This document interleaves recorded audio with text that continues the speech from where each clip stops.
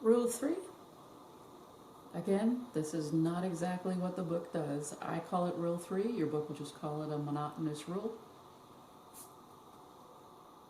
What does this rule say? If you have the absolute value of x is equal to the absolute value of a, notice there are two absolute value signs here, then x is equal to the positive of a, or x is equal to the negative of a. If you're having a little deja vu, that's good, because it's a little bit like rule number 1 that I did earlier.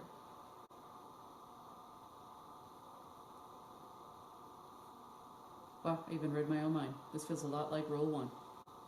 With this rule, we may end up with 3 possible outcomes for our answer. We could have 2 solutions, because we have 2 absolute values. However, you could have 1 solution, because 1 answer is going to be false. You could have an infinite amount of answers, because 1 answer is true. So, 2 solutions, 1 solution, or you're going to have an infinite amount because 1 answer is true. These 2 are the tricky ones, but we'll go there during this video. Alright, let's look at our first example. The absolute value of x plus 2 is equal to the absolute value of x minus 8. Let's discuss this. When we use this rule, one absolute value will remain completely the same. It doesn't matter which one. I normally choose the first one to remain the same. I will explain this. 2. The other absolute value that is not the same, the one that will change, will be manipulated according to the rule. This is where parentheses are really needed. Let's go back to our problem.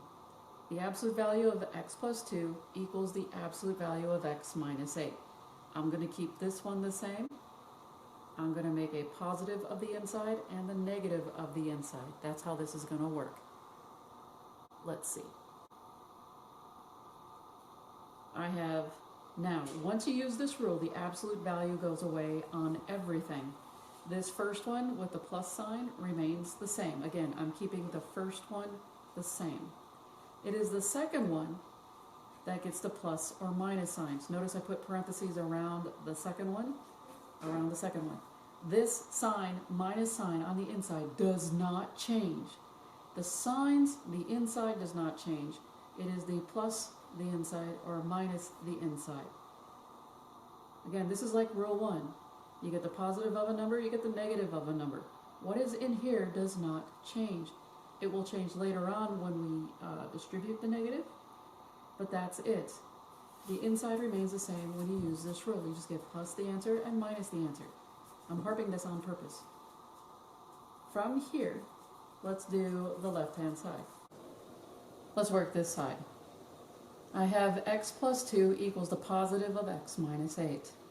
Because this is a positive 1, when I distribute a positive 1, the inside of this parentheses does not change. Nothing changes whatsoever. So you may as well just drop the parentheses. Nothing happens when you multiply by a positive 1. From here, what I'm going to do is I've got x's on both sides. And as I keep telling you guys, do the variables first. I'm going to move this x over to the left-hand side. By subtracting x and subtracting, oh, that's interesting, I end up getting 2 is equal to negative 8. Is that true? And the answer to that is no, that is really false. 2 cannot equal a negative 8. So we have a false answer already up. So the question is, what's going on with this one? So, looking at our other side, the one with the negative, first thing that we have to do, since there is a negative and we have parentheses around our x minus 8, we need to distribute this minus 1. Distributing the minus 1 means that all of these signs in here will change. So we have x plus 2 is equal to a negative 8, and a negative 1 times a negative 8 gives us a positive 8. I am then going to move this x to the other side, so I'm going to add x. Negative x plus x gives me a 0. And over here, x plus x is nothing more than 1x plus 1x, which is 2x. So we have 2x plus 2 equals 8. I want to get my x by itself, so I'm going to subtract 2 on both sides. 2 minus 2 gives me 0, thereby giving us 2x is equal to 6.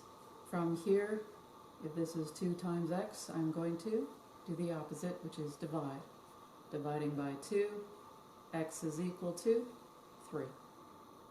So I've got a false answer and an x equals 3. How do I write this answer? Well, that's a really good question. If it's false, you completely ignore it. We don't care, because a false answer is not something we want ever. I want an answer that works. So let's analyze this. You had a false, and you had an x equals 3. Final answer is x equals 3.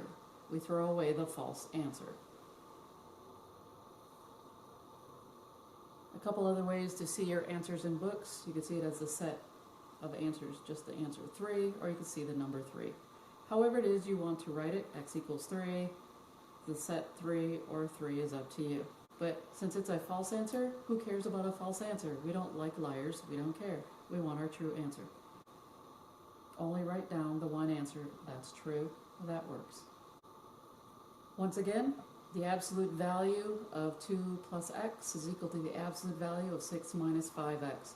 Step 1, always split this into 2 parts. I keep this one the same, and I will get the plus or minus of whatever's inside.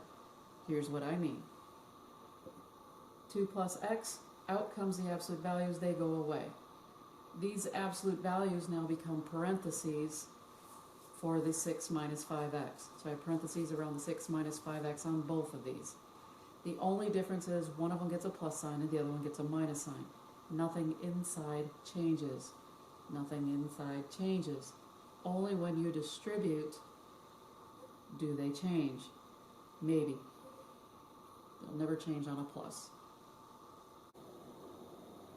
First thing that I'm going to do is realize this is a positive 1 times 6 minus 5x. So if I distribute a positive 1, nothing changes, which is great. When you deal with a plus, just drop the parentheses. Again, this minus sign never changed the entire time I use this rule. Right? So when I do the rule, again, this minus sign never changes. Now that I distributed my positive 1, it's time to get my x by itself. What I'm going to do first is I got x's on both sides. I move my x first. Which one? I move the minus 5x. I'm going to add 5x to both sides. And I have 2 plus x plus 5x, which is 6x. So I have 2 plus 6x equals 6. And now that there's one variable in this entire problem, what I'm going to do is get that variable by itself. Since that's a positive 2, I'm going to subtract 2 on both sides. 2 minus 2 gives me 0. So I am left with 6x is equal to 4. Now I need to get x completely by itself. Last thing I need to do is multiply or divide according to P's and D. So I'm going to divide by 6 on both sides. 6 over 6 is 1. And I'm going to break down the 4 and the 6. 4 is 2 times 2, 6 is 2 times 3. Get rid of a pair of 2's, 1 on top, 1 on the bottom, and I get x is equal to 2 over 3. I got a solid answer. That is great. What about the other side? First thing I need to do is get rid of this negative on the outside. So I have to distribute the negative to the 6 and the negative to the 5x. When you distribute a negative, all of these signs inside will change. So the 6 will become negative and the 5x will become positive. That's just the way it works. From here, I need to get the x's on one side. Doesn't matter which side the x's go on. So let's see what I did. I subtracted x on both sides. So I now have on the left-hand side, 2 is equal to negative 6 plus 4x. Now that I'm here, I have one x in this entire problem. It's time to get that one x by itself. in this case the 4x. So to get 4x by itself, I need to move this negative 6. That means I'm going to add 6 to both sides. Negative 6 plus 6 is 0. 2 plus 6 is 8. So 8 is equal to 4x. From here, it's now time to get x completely by itself. So this is 4 times x. I'm going to divide by 4 on both sides. And 4 over 4 is 1. 8 divided by 4 is 2. I have x is equal to 2. It looks like I have two answers to this problem. So I have x is equal to 2/3 and 2. I have two answers. This was one of 3 possibilities. I have 2 answers. Okay, that's okay. It doesn't matter. Whatever happens, happens on these problems. Again, you could see your answer in various forms in the back of the book. New example, the absolute value of a minus 9 equals 9 minus a. When you use the rule, I'm going to keep this the same. These absolute value become parentheses, and I will get the positive of this and the negative of this. Do not change signs. A minus 9, sign did not change, is equal to the positive of the inside, where the inside did not change. And then I have a minus 9 is equal to the negative of the inside, where the inside did not change.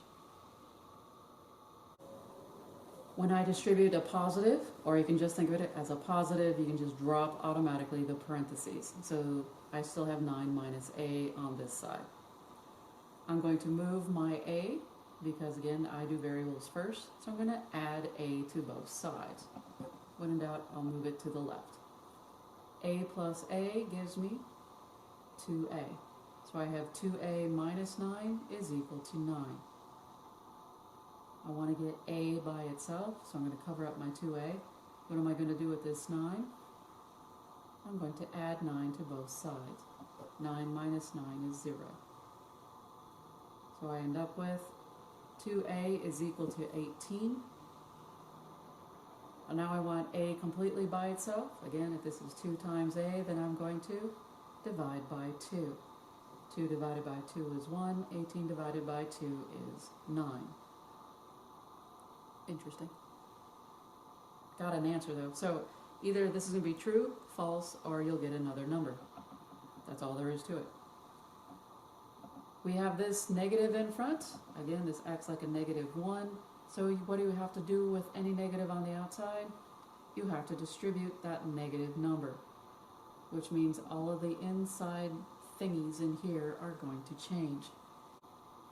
All of these signs will change inside this parentheses when you multiply by a negative 1.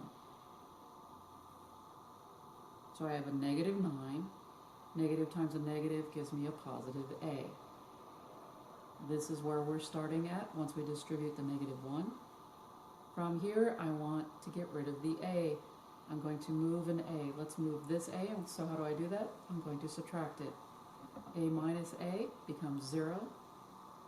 A minus a becomes 0. And that usually freaks students out. But again, remember, go with it, because anything in math can happen in this area. They'll cancel out or they won't. I end up with negative 9 equals negative 9. Stop here, even though the variables dropped away. Is that true or false? This is very true. Okay, now what do I do with that? Well, before I tell you the answer, understand you got a equals 9 and you got a true answer here. Well, when you want to do this problem and write it down as far as the correct answer, let's look at it. Normally, most people go 9 and true. Okay, but that's not what we really want. What does this mean? Believe it or not, our answer is everything on the number line. So from negative infinity to positive infinity, or the double stroke R. Because we got a true answer, this is why we write negative infinity to positive infinity.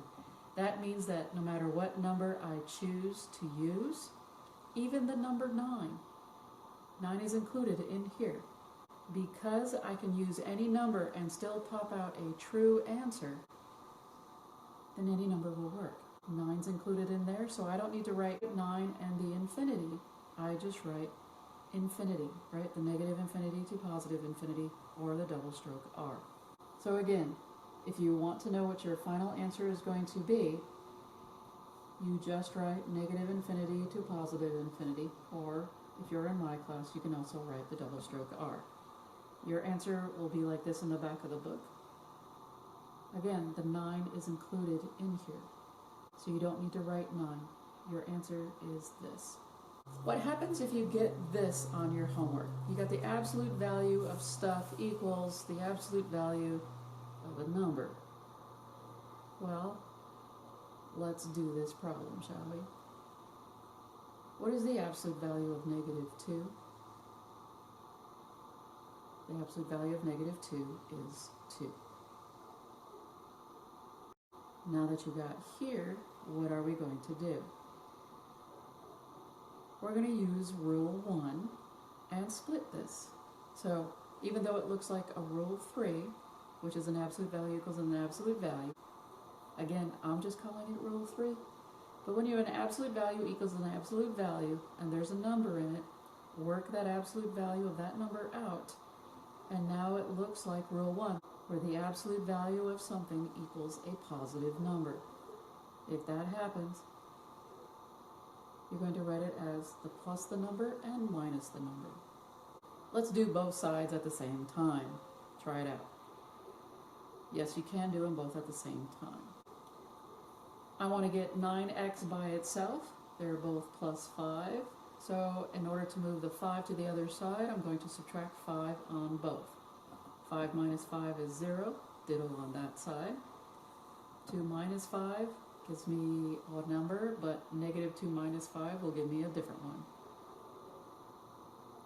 I have 9x is equal to that negative 3, and on this side I have 9x is equal to a negative 7.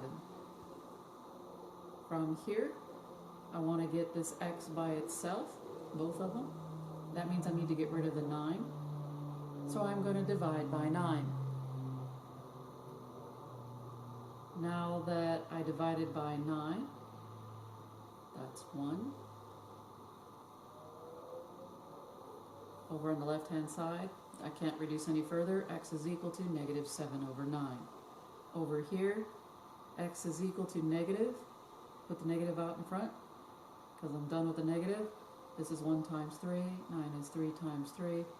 Canceled out the 3's. X is equal to, bring down the negative, and I just have 1 over 3. Looks like I have 2 answers to this problem. I can have the following answers. Pick a form, whichever form that you want. Again, this means the set of your answers. The set, use the curly brackets, of your answers. Let's look at this new problem. Double start it so something's interesting. Oh, there it is. That's a minus on the outside and the absolute value of negative 10.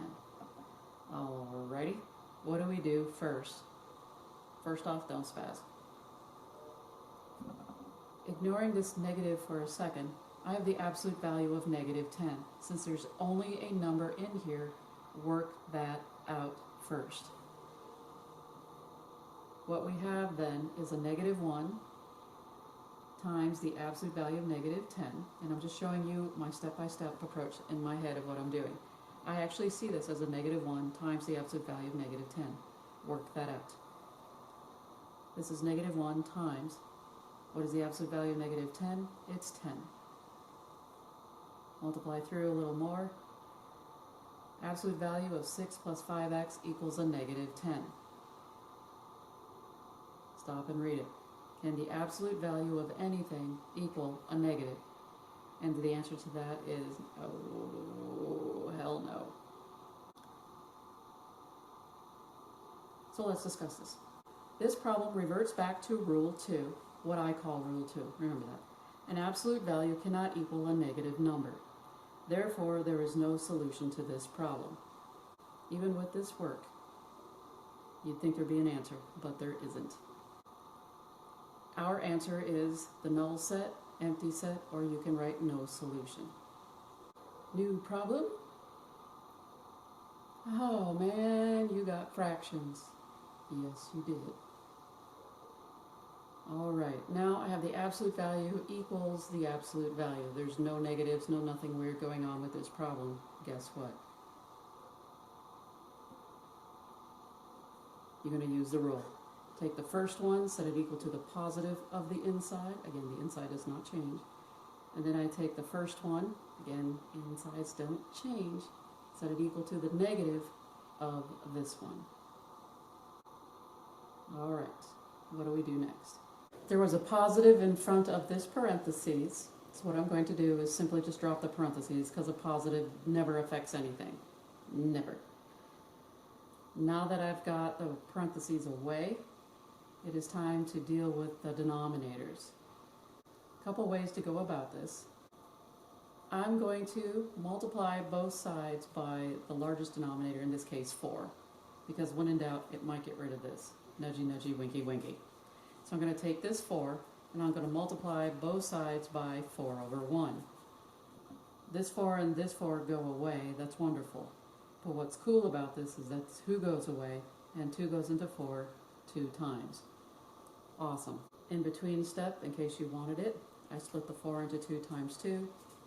But what I have left is 2 times the parentheses 3x minus 7 equals 2x plus 1.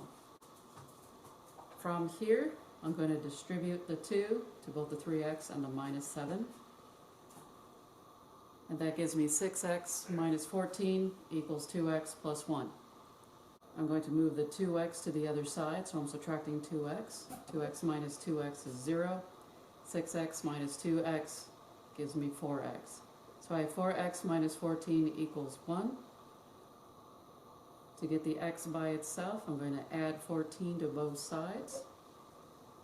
4x is now equal to 15. From here, to get x completely by itself, I'm going to divide by 4. Final answer is x equals 15 over 4. Now, looking at this side, so there is a minus sign in front of this parentheses. What I did is I took these parentheses and I put parentheses around individually the numerator and the denominator. From here, I'm going to take this negative 1 and distribute it to the entire numerator. When I distribute to the entire numerator, I get a negative 2x minus 1. Again, I'm changing all of my signs up on top. It doesn't touch the 4 at all because it only went to the top. Next, what I'm going to do, I'm going to take the largest denominator, which is 4, and multiply both sides by 4 over 1. And hoping, like I did the other side, that maybe it gets rid of another denominator. So multiplying by 4 over 1 gets rid of the right-hand side. And on the left-hand side, I split the 4 into 2 times 2 again. So here's 2 and here's 2. What I have now is 2 times the quantity 3x minus 7, where I'm going to distribute the 2. I'm going to take this 2 times the parentheses. And I get 6x minus 14 equals negative 2x minus 1. From here, I'm going to move my x's. I'm going to add 2 to both sides. Doesn't matter which x I move. I'm going to add 2x to both sides. 6x plus 2x gives me 8x. I have 8x minus 14 equals negative 1. Now that I have 8x minus 14 equals negative 1, it's time to get 8x by itself. So if I cover that up, the 14 needs to move. Opposite of a minus is a plus. I'm going to add 14. 14 minus 14 is 0. I get 8x is equal to 13. Time to get x completely by itself, so I'm going to divide by 8 since that was 8 times x. Dividing by 8, 8 over 8 is 1. That gives me x is equal to 13 over 8. I have 2 answers, 2 different answers, and that's fine. One of 3 possibilities. Also, your answer could be written in different forms once again. Just pick one.